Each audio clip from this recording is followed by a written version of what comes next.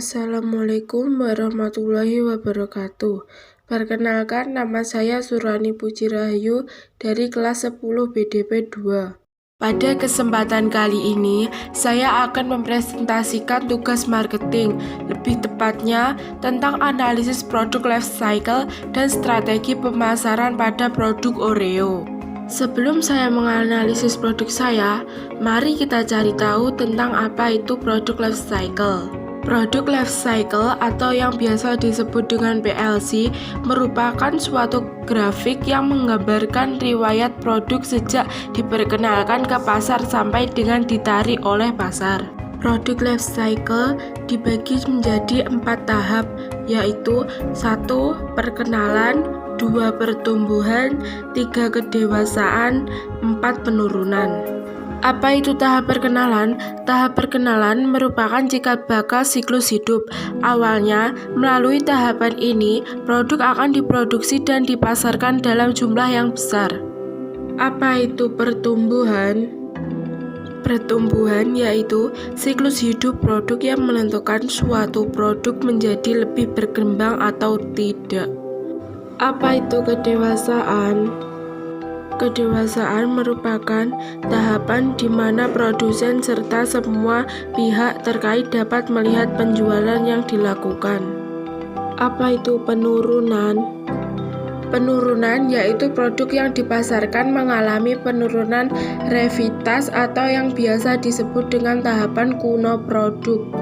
Setelah kita selesai mencari tahu apa itu produk life cycle, mari kita menganalisis produk saya. Saya menggunakan produk Oreo karena Oreo salah satu produk yang diproduksi di Indonesia. Oreo adalah nama dagang dari sejenis biskuit yang diproduksi oleh Nabisco pertama kali pada tahun 1912. Terdiri dari 2 wafer coklat dengan krim putih di tengahnya. Salah satu cara populer untuk memakan Oreo adalah dengan mencelupkannya ke dalam susu. Selain itu, Oreo juga digunakan untuk bahan baku makanan lain, misalnya milkshake dan es krim. Di Indonesia, Oreo diproduksi oleh PT Kraft Indonesia atau Kraft Foods Indonesia. Berdasarkan pernyataan dari Kim MC Miller selaku Authority Declaration of Consumer Relations, 2 tahap proses digunakan dalam pembuatan biskuit Oreo. Adonan dasar Oreo dibentuk menjadi bentuk biskuit yang bulat dengan menggunakan mesin cetakan roti yang berputar yang kemudian masuk ke dalam oven. Sebagian besar produk Oreo dikerjakan di pabrik Kraft maupun Nabisco di Richmond, Virginia. Biskuit Oreo untuk pasar Asia diproduksi di Indonesia dan di Cina, sedangkan biskuit Oreo untuk pasar Eropa diproduksi di Spanyol. Pada perkenalan produk Oreo membuat iklan yang menceritakan tentang anak-anak yang dalam masa tumbuh kembang yang sedang bermain basket. Kemudian seorang anak perempuan yang membawa Oreo dan mengajak mereka makannya sambil memegang segelas susu putih. Kemudian mereka mengambil biskuit Oreo dan menggunakannya. Cara asik makan Oreo yaitu dengan diputar, dijilat, dicelupin. Ketika mereka mencoba mencelupkan Oreo ke dalam segelas susu yang dipegang anak perempuan, di bagian inilah Oreo terlihat menekankan bahwa produk mereka adalah produk yang menyatukan kebersamaan pertemanan anak-anak.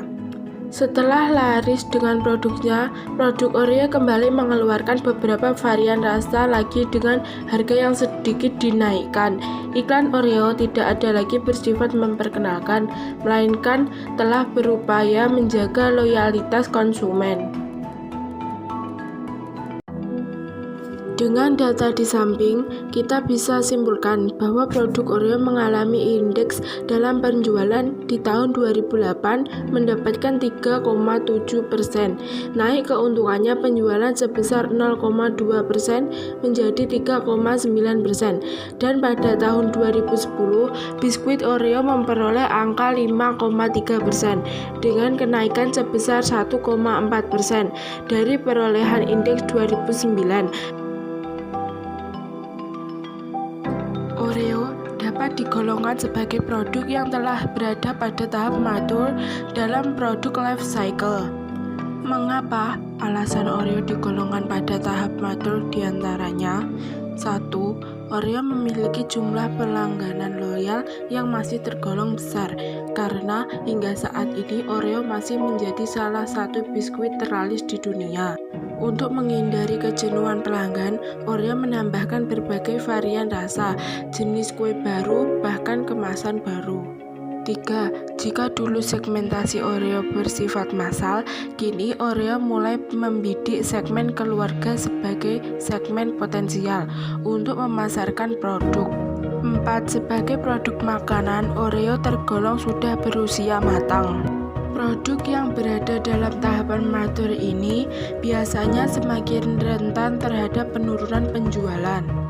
Ketika tahap matur terakhir, suatu produk akan masuk ke tahap desline. Pada tahap desline, produk perusahaan mulai ditinggalkan konsumen karena mereka beralih ke produk lain, sehingga jumlah penjualan dan keuntungan yang diperoleh produsen atau pedagang akan menurun drastis atau perlahan tapi pasti dan akhirnya mati. Untuk mempertahankan eksistensi dan popularitasnya, Oreo tidak tinggal diam dan mulai melakukan strategi komunikasi pemasaran yang berbeda.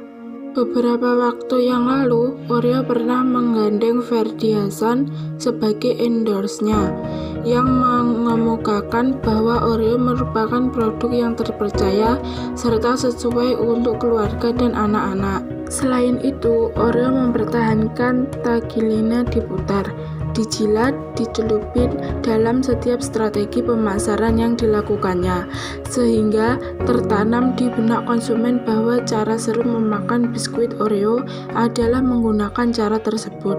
Agar tetap terlihat menarik, Oreo pun sering mengadakan undian berhadiah pada waktu tertentu.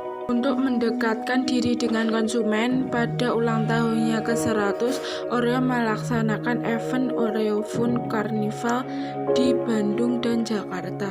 Oreo pun aktif berpromosi di website, Facebook, dan Twitternya. Dan tidak hanya itu, Oreo pun akhirnya bekerja sama dengan Walls untuk menggabungkan varian es krim dengan biskuitnya seperti gambar di samping. Sekian presentasi dari produk saya. Saya akhiri. Wassalamualaikum warahmatullahi wabarakatuh.